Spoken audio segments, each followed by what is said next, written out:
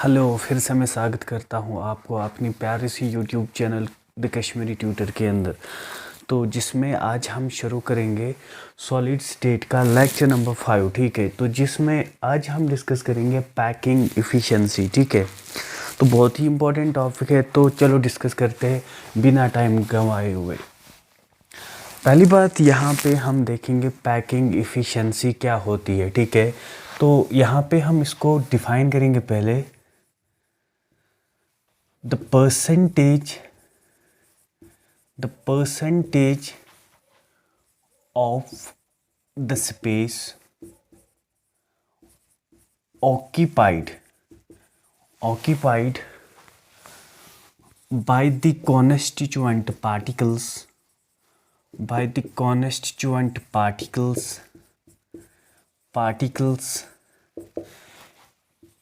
in a certain packing, ठीक है। तो बेटा यहाँ पे हमने सिंपली क्या देखा कि जो पैकिंग इफ़िशियंसी होती है तो ये बेसिकली होती है कि जो कितना परसेंटेज जो है वो एटम्स या जिनको अब कॉन्स्टिट्यूएंट पार्टिकल्स जो है वो ऑक्यूपाई कर लेते हैं सर्टेन पैकिंग के अंदर, ठीक है। तो दूसरा हमारा पैकिंग फ्रैक्शन होता है। इसमें एक और चीज़ हम यहाँ पे देख लेंगे, दैट इज़ पैकिंग फ्रैक्शन, ठीक है। It is defined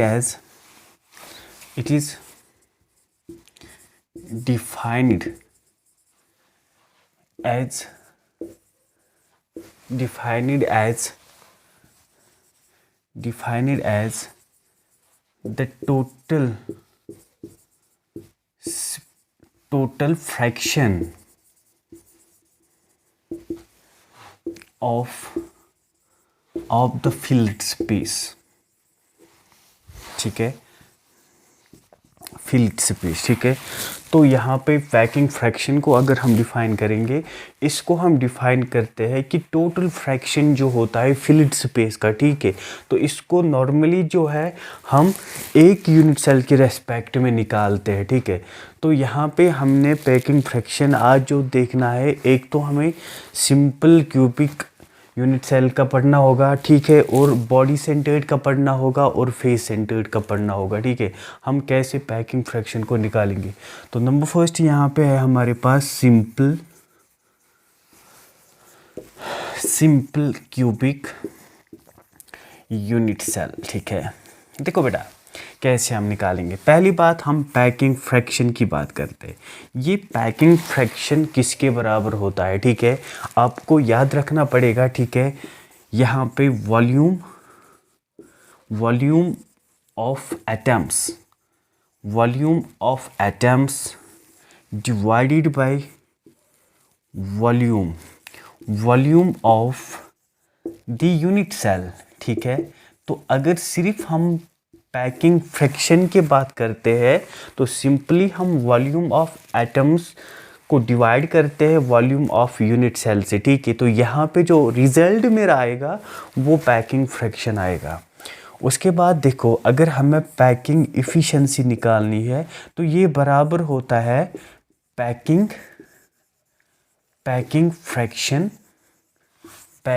fraction into 100, that means percent, ठीक है। आप इसको 100 में से निकालते हो, ठीक है। तो पहले आप इस चीज़ को नोट कर दो। अब हम यहाँ पे आपको बताएंगे कि हम पैकिंग फ्रैक्शन और पैकिंग इफ़िशियंसी कैसे निकालेंगे, ठीक है। तो मैं यहाँ पे बोर्ड से हट लेता हूँ, आप इसको नोट कर दो। ओके, यहाँ पे देखो बेटा कि हम सिंपल क्यूबिक यूनिट सेल का पहले देख लेंगे कैसे पैकिंग फ्रैक्शन और पैकिंग इफ़िशियंसी निकालते हैं, ठीक है।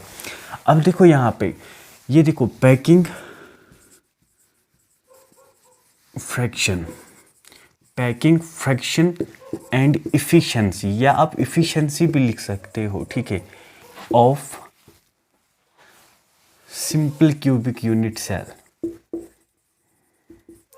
यहाँ पे देखो बेटा बहुत ही आसान है, थोड़ा सा ध्यान दो यहाँ पे तो हो जाएगा आप लोगों से, ठीक है। यहाँ पे देखो देखो पैकिंग फ्रैक्शन की मैं अगर बात करता हूँ, देखो यहाँ पे कॉन्स्टिट्यूएंट पार्टिकल का जो मतलब होते हैं ये यूजुअली यहाँ पे सफ़ेयर्स होते हैं, ठीक है।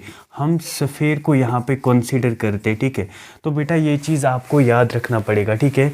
अब देखो मैंने अभी बोला आपको volume of unit, volume of atoms divided by volume of unit cell, ठीक है, ओके। अब देखो वॉल्यूम ऑफ एटम कैसे निकलेगा, ये हमें निकलेगा, देखो एक रैंक, यूनिट सेल की रैंक क्या है हमें पता है। मैंने आपको इससे पहले जो वीडियो हमने अपलोड किया था उसमें आप इसको देख सकते हो, पैकिंग फ्रैक्शन वगैरह और पैकिंग इफ़िशेंसी आज हम देख लेंगे, ठीक है। उसमें मैंने आपको ये निकालना ज़ डिफेक्टिव कैसे निकालते हैं rank of the unit cell, ठीक है। तो in case of simple cubic unit cell ये 1 होता है, ठीक है, ये देखो 1 होता है। अब volume of sphere you know that 4/3 pi r cube, okay, इसके बराबर होगा, ठीक है। अब वॉल्यूम ऑफ यूनिट सेल, अब यहाँ पे बेटा ये सिंपल क्यूबिक है, ऐसे देखो, ठीक है। तो यहाँ पे वॉल्यूम अगर आप निकालना चाहोगे side length into breadth into height, that is a into a, that will be a cube, very simple, ठीक है। तो यहाँ पे volume of the unit cell हम ए क्यूब लिखते हैं, बहुत आसान है, ठीक है। उसके बाद we know relationship between edge length and radius पढ़ाया है मैंने कल के वीडियो में, जिन बच्चों को नहीं पता वो वहाँ से देख सकते, ठीक है। एज लेंथ एंड रेडियस, ठीक है। अब कल मैंने आपको बताया था कि अगर सिंपल क्यूबिक यूनिट सेल की बात करते हैं हम, ठीक है, तो इसमें जो रिलेशनशिप होता है A/R is equal to a, simply देखो, या तो आप R का भी वैल्यू यहाँ पे दे सकते हो जैसे आप लोगों की मर्जी, या तो आप सीधे A का वैल्यू पुट कर दो तो रिजल्ट आ जाएगा। अब देखो यहाँ पे पैकिंग फ्रैक्शन 1/1, चलो हटा ही देता हूँ, 4/3 पाई आर क्यूब। अब A के बदले में यहाँ पे लिखता हूँ 2R क्यूब, वैल्यू पुट कर दिया मैंने A का, ठीक है, दैट इज 2R क्यूब।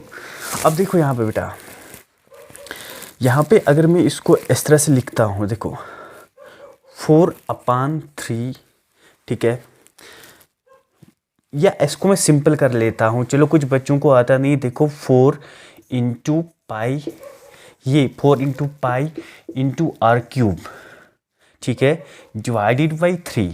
अब देखो जिसके नीचे कुछ नहीं 1 है, ठीक है, 1 को ऊपर कर दो, ठीक है, दैट विल बी, ये हमारे पास क्या बनेगा, 2 का क्यूब क्या रहेगा, इसको मैं ऐसे भी लिख सकता हूँ 2 इंटू 2 इंटू 2, ठीक है, एंड आर क्यूब।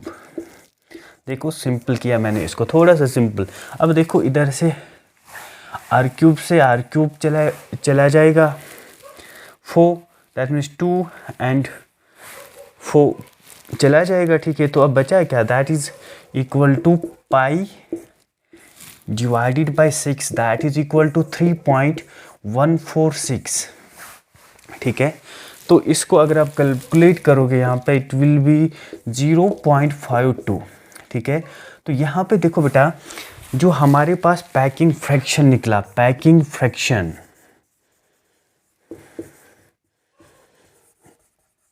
ये है 0.52, ठीक है। अब देखो अगर इसी पैकिंग फ्रैक्शन से मुझे पैकिंग एफिशिएंसी निकालना है तो पैकिंग फ्रैक्शन को मल्टीप्लाई करता हूँ 100 से, ठीक है, दैट इज पैकिंग एफिशिएंसी किसके बराबर आएगा, यहाँ पे देख लो, थोड़ा सा मैं इधर रब कर लेता हूँ, देखो बेटा पैकिंग एफिशिएंसी किसके बराबर आया, देखो यहाँ पे पैकिंग एफिशिएंसी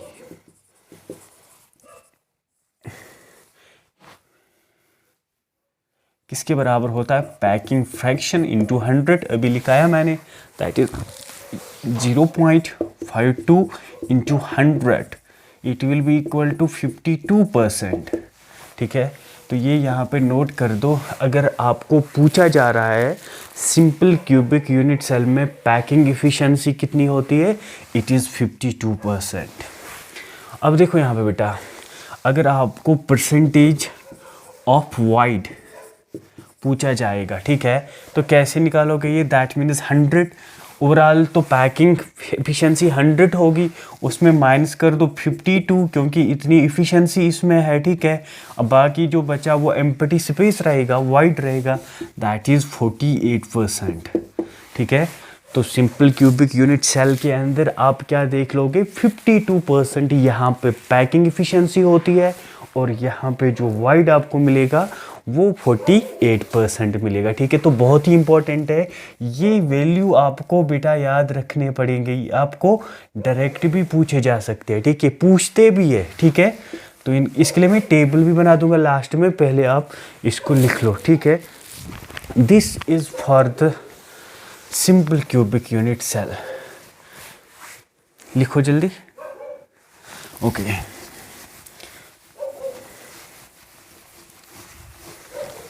देखो बेटा, ये था हमारे पास simple cubic unit cell.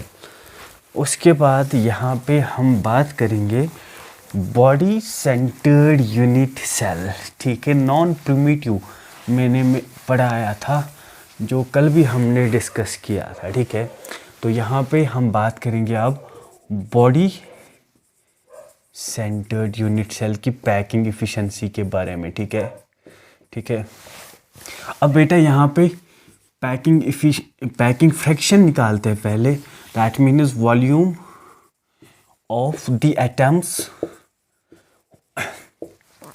Divided by volume of the unit cell.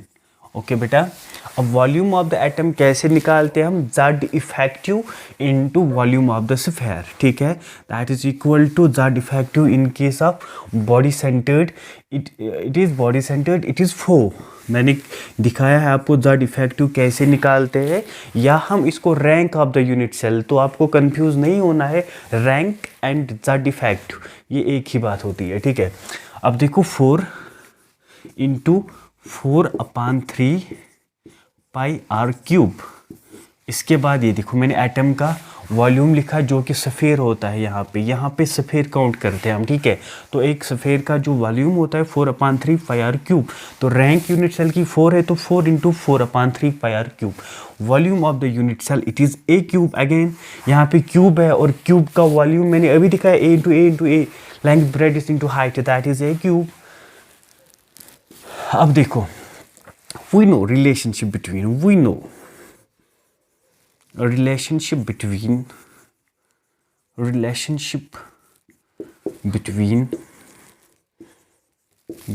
A, edge length and radius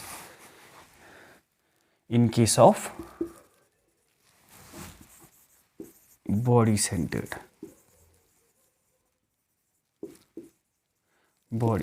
unit cell.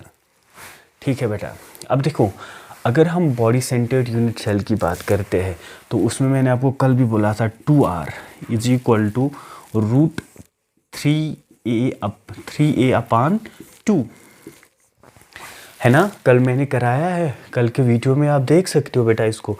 ठीक है, तो अब देखो यहाँ पे a मुझे निकालना है क्योंकि मुझे a का वैल्यू यहाँ पे पुट करना है। आप r का भी निकाल सकते हो, यहाँ पे पुट कर दो, आप लोगों की मर्जी। चलो मैं a से निकालता हूँ, that is 2, that is 4R/√3। ठीक है, ये अब a का वैल्यू मैं यहाँ पे देता हूँ। ठीक है, दैट मीन्स पैकिंग फ्रैक्शन किसके बराबर आएगा, 4 into 4/3 pi r cube divided by 4R by √3 का होल क्यूब। देखो बेटा आसान है, कुछ नहीं किया मैंने, इधर सिंपली यहाँ पे वैल्यू सब्स्टिट्यूट किया a का, कुछ नहीं किया मैंने, जस्ट इधर यहाँ पे पुट किया मैंने। ठीक है, तो ये रिजल्ट है। अब देखो यहाँ पे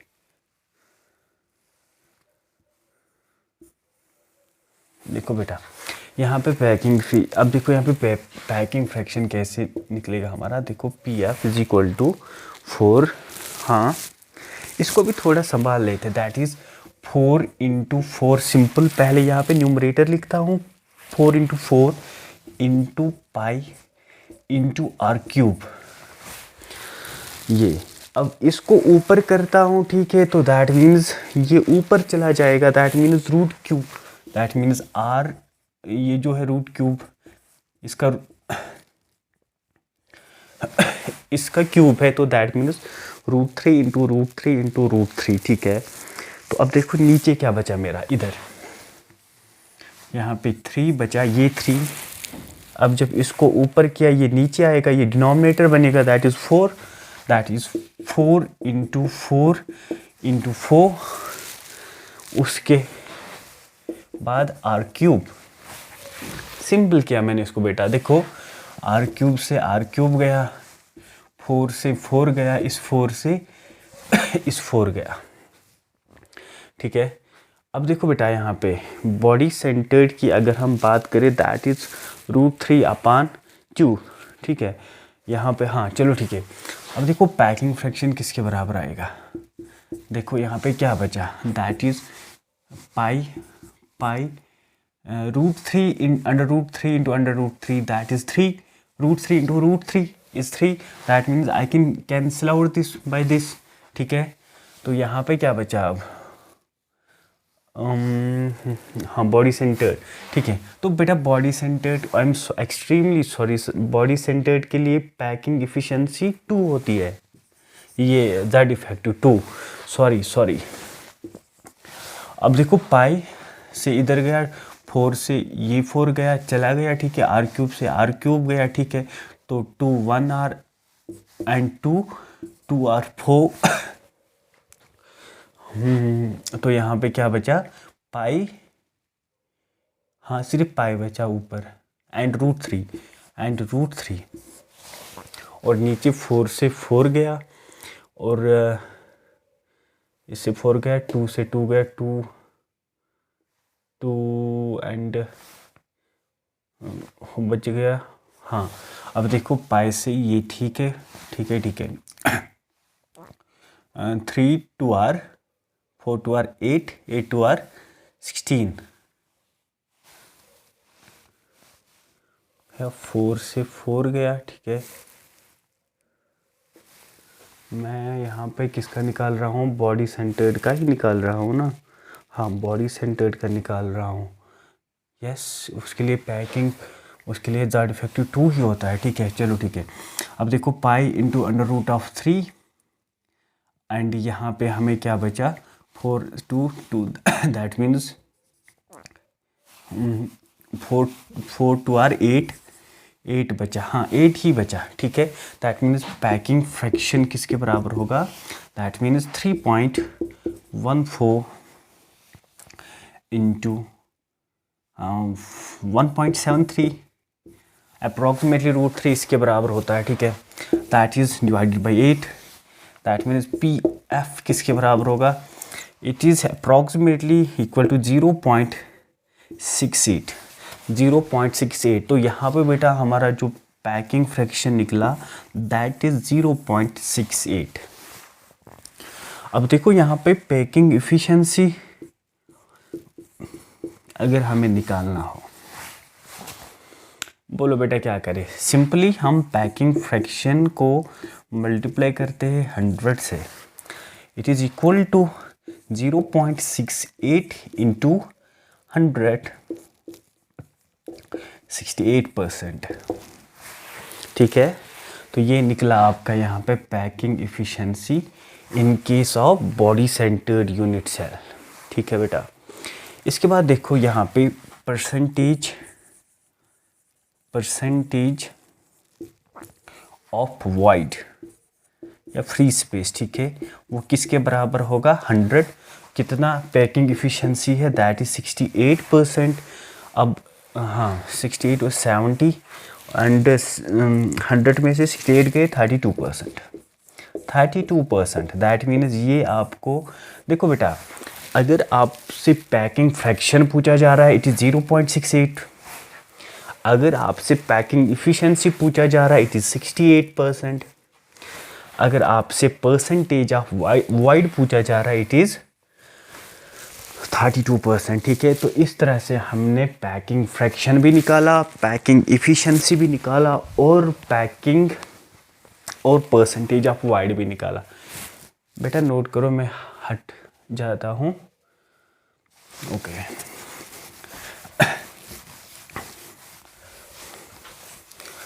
बहुत ही इम्पोर्टेंट टॉपिक है, अक्सर इससे निकलते ये वैल्यू आपको याद रखने पड़ेंगे बेटा, क्योंकि ये आपको डायरेक्ट भी पूछे जाते हैं एग्ज़ाम में और अक्सर पूछे भी गए हैं। ठीक है, तो इसलिए आपको इनको रट लेना पड़ेगा, मेमोराइज़ करना ही पड़ेगा। बहुत ही इंपॉर्टेंट वैल्यूज़ है, बहुत जगह पे काम आ जाते हैं। ज़ेड इफेक्टिव का भी मैंने बोला आपको पहले कि बहुत इम्पोर्टेंट है, इसको भी याद रखना ही पड़ेगा। ठीक है, तो अब देखो यहाँ पे अब हम बॉडी सेंटर्ड के लिए नहीं, अब हम यहाँ पे packing efficiency for the face centred unit cell number 3, packing efficiency for the face centered unit cell।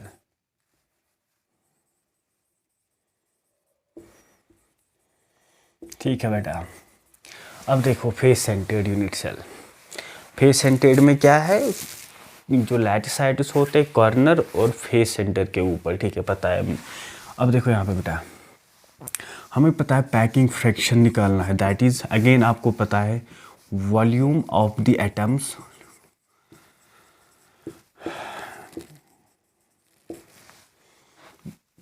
Divided by volume of the unit cell.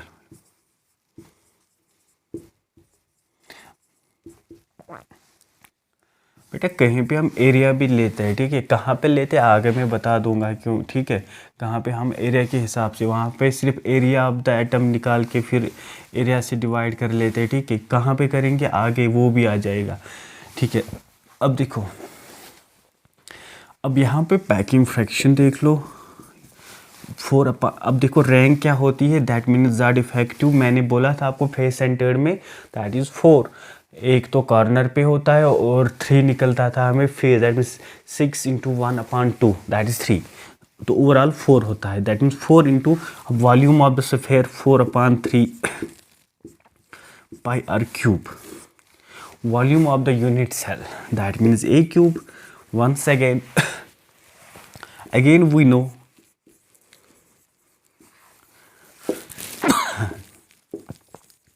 the relationship between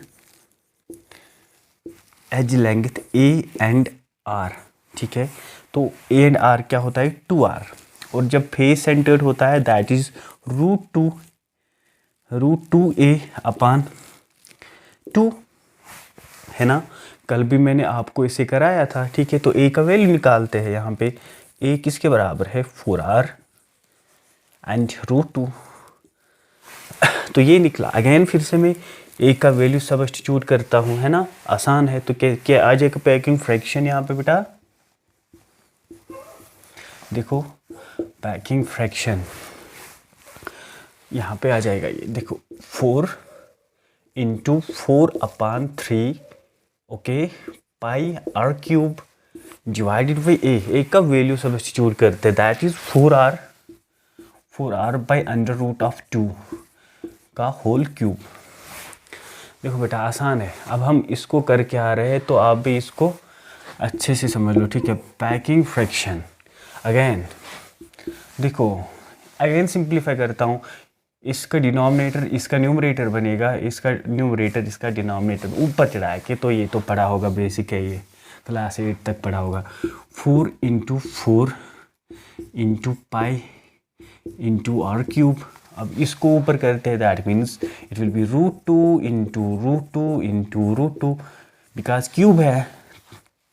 तो इसके बाद नीचे क्या बचा, देखो ये 3 डिनोमिनेटर में ऑलरेडी है तो ये भी डिनोमिनेटर में आ जाएगा। दैट मीन्स यहाँ पे 4 × 4 × 4 × r³ वेरी सिंपल, देखो इतना आसान बनाया इसको। अब देखो this and this will be cancelled out and this has to be go, again this has to be go. Now here you can see that root 2 into root 2, this is 2 and 2 1 are and 2 2 are obvious. So बचा क्या, packing fraction is equal to pi into 2 and it is root 2, हाँ root 2। अब देखो यहाँ पे divide में नीचे क्या बचा हमें 3, अच्छा 4 भी गया, ये 4 भी गया, ये गया इससे, ठीक है 2 3 2 आर 6, ये देखो ये 6 बचा नीचे, यही बचा ना, हाँ यही बचा, ठीक है। दैट मीन्स ये, अब देखो ये होता है हमारे पास 3.14 इंटू रूट 2 डिवाइडेड बाई 6, ठीक है बेटा। तो ये हमारे पास कैलकुलेट करके आता है 0.74%। अब देखो यहाँ पे पैकिंग फ्रैक्शन हमारा जो बेटा निकला दैट इज 0.74%। अगेन यहाँ पे अगर आपको पैकिंग इफ़िशेंसी बताना है, packing efficiency again it is packing fraction into 100 that is equal to 0.74 into 100 is equal to 74%। बहुत ही सिंपल है, तो वैल्यू को नोट कर दो, ठीक है। तो ये हमारे पास पैकिंग फ्रैक्शन का निकला, ठीक है, और ये पैकिंग इफ़िशेंसी निकला पीई, ये पीएफ है और ये पीई है, ठीक है। अब देखो परसेंटेज ऑफ वाइड, यहाँ पे मैं लिखता हूँ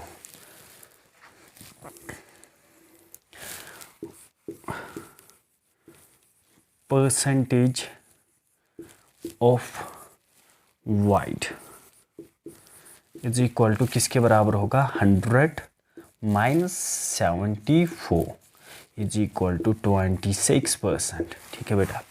तो ये चीज़ देखो यहाँ पे हमने पैकिंग फ्रैक्शन भी निकाला, हमने पैकिंग एफिशिएंसी भी निकाला और हमने यहाँ पे परसेंटेज ऑफ वाइड भी निकाला बेटा, ठीक है। तो ये बहुत ही इंपॉर्टेंट है, तो आप इसको नोट करो, मैं तब तक हट लेता हूँ।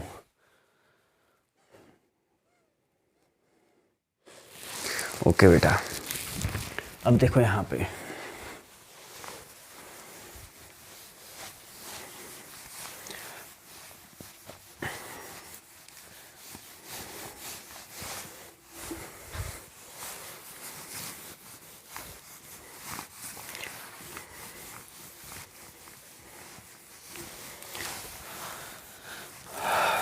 अब इसको मैं टेबल में बना लेता हूँ बेटा, ठीक है। तो टेबल से हम इसको करेंगे, ठीक है।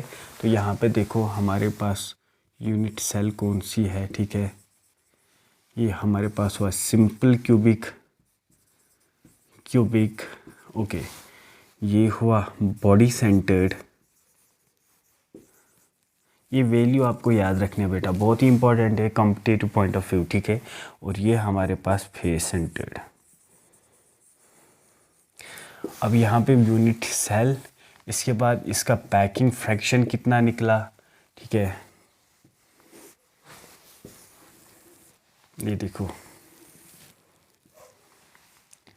ये पैकिंग इफ़िशेंसी और यहाँ पे परसेंटेज ऑफ वाइड,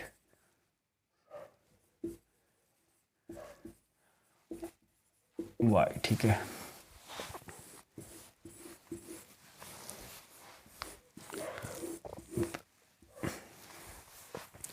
बेटा इस टेबल को बना के जाओ मेरे साथ ही, ठीक है, बहुत काम आ जाएगा, ठीक है।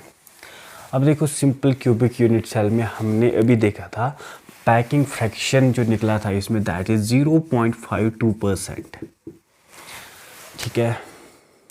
इसमें पैकिंग इफ़िशेंसी निकला था 52%, पैकिंग फ्रैक्शन 0.52 सॉरी, ओके। अब परसेंटेज इसमें ऑफ वाइड जो निकला था हमें वो 48% बेटा। इसके बाद हमने बॉडी सेंटर्ड देखा था, ठीक है। तो उसमें जो निकला था 0.68, ठीक है। और उसके बाद इसमें पैकिंग इफ़िशेंसी जो निकला था 68%। और यहाँ पे जो इसमें परसेंटेज ऑफ वाइड जो निकला था दैट इज़ इक्वल टू 32%। ठीक है, उसके बाद लास्ट में हमने फेस सेंटर्ड में दैट इज़ 0.74, ये इसमें क्या निकला था हमें पैकिंग फ्रैक्शन। उसके बाद हमने देखा था इट इज़ 74%। पैकिंग एफिशिएंसी बहुत ज़्यादा होती है किसमें, फेस सेंटर्ड में। ठीक है, क्योंकि ज़्यादा अगर आप देखो बेटा जो फेस सेंटर्ड होता है कैसे याद रखें, ठीक है, तो मैं अभी बताता हूँ आपको थोड़ा सा। ठीक है, तो यहाँ पे देखो ये निकला था हमें 26% वाइड। देखो बेटा अगर आप सिंपल क्यूबिक यूनिट सेल की बात करते हैं तो उसमें क्या होता है, लैटिस पॉइंट्स बहुत कम होते हैं, सिर्फ कॉर्नर के ऊपर होता है। तो दैट मीन्स जितने लैटिसाइट्स कम होंगे उतना जगह ऑक्यूपाई भी बहुत कम होगा, तो पैकिंग एफिशिएंसी भी कम होगा, क्योंकि पैकिंग एफिशिएंसी होती है कि एटम्स और लैटिसाइट्स कितने जगह कैरी करते हैं, ऑक्यूपाई कर लेते हैं। ठीक है, तो जितने लैटिसाइट्स कम है ऑब्वियसली जगह भी कम, दैट मीन्स इनकी पैकिंग एफिशिएंसी 52% है। उसके बाद बॉडी सेंटर्ड में 9 लैटिसाइट्स होते हैं। कैसे बेटा, देखो 8 कॉर्नर के ऊपर होता है और एक बॉडी के अंदर, बॉडी सेंटर के अंदर पढ़ाया था मैंने। ठीक है, तो उसकी पैकिंग एफिशिएंसी बढ़ जाती है, क्योंकि लैट साइड बढ़ा पैकिंग एफिशिएंसी भी बढ़ जाएगा। ठीक है, तो दिस इज 68%। उसके बाद यहाँ पे हम फेस सेंटर्ड में तो बहुत ही ज़्यादा लेफ्ट साइड बढ़ जाता है। ठीक है, एक तो कॉर्नर पे भी होता है और फेस सेंटर भी, 6 face centre, that means 8 + 6 that is 14 lattice points वहाँ पे होता है। ठीक है, ओब्वियसली इसकी पैकिंग एफिशिएंसी वो ज़्यादा जगह कैरी करेंगे। ठीक है, तो 74 आपको याद रखना है, 74 इट इज़ 0.74 पैकिंग फ्रैक्शन में, 68% इट इज़ 0.68 फ्रैक्शन में। ठीक है, 52 0.52। ठीक है, फिर कैसे निकालोगे आप परसेंटेज, इस 100 जितना पैकिंग एफिशिएंसी बना, जितना जगह कैरी हुआ, ठीक है, 100 में से उसको माइनस कर दो तो खाली जगह निकलेगी ना, कॉमन सेंस है, वही किया मैंने। 100 में से 52 माइनस किया, दैट इज 48। और यहाँ पे देखो पैकिंग एफिशिएंसी 68% है, दैट मीन्स 100 में से 68% ऑक्यूपाई हुआ, तो बचा कितना, 100 में से 68 माइनस कर दो, दैट इज 32। Very simple. उसके बाद यहाँ पे भी देख लो 74, अगर यहाँ पे पैकिंग एफिशिएंसी है तो 100 में से उसको माइनस कर दो, दैट इज़ 26। ठीक है, तो बेटा मैं यहाँ पे इस लेक्चर को आज कंक्लूड करूँगा, तो वरना मैं इसको कंटिन्यू कर लेता, क्योंकि ये अभी वीडियो की लेंथ बढ़ जाएगी तो डिस्कनेक्ट होता है मेरा ये फिर। ठीक है, तो यहाँ पे कंक्लूड करके कल हम पढ़ेंगे क्लोज पैकिंग, बहुत ही इंपॉर्टेंट टॉपिक वो भी है। उम्मीद है आप सब जुड़ेंगे उस टॉपिक के अंदर, तो बहुत आसान तरीके से उसको भी समझ लेंगे। ठीक है, तो तब तक शब्बा खैर, अल्लाह हाफिज़।